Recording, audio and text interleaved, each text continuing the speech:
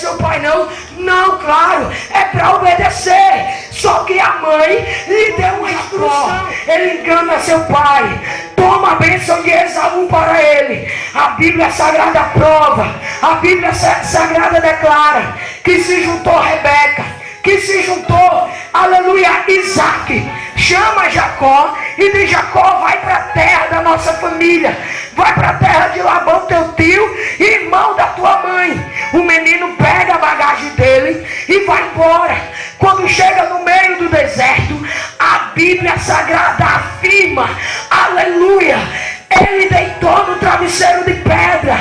Aí ele viu uma escada, e nas escadas tinha anjos descendo e anjos subindo.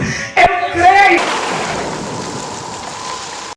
Este Deus tem poder, ao paralítico faz andar, ele faz cego ver, surdo ouvir, mudo falar, ele expulsa os demônios e faz brilhar a luz. Este Deus está aqui e o seu nome é Jesus.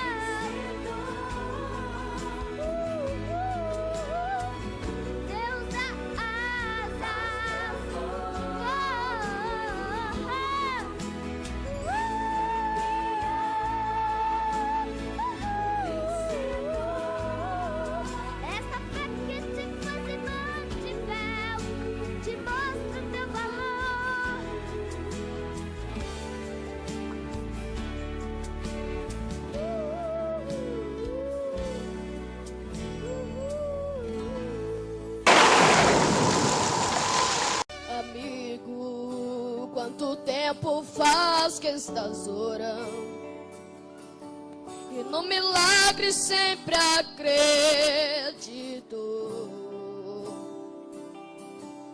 Deus é fiel e sempre esteve te contemplando. O céu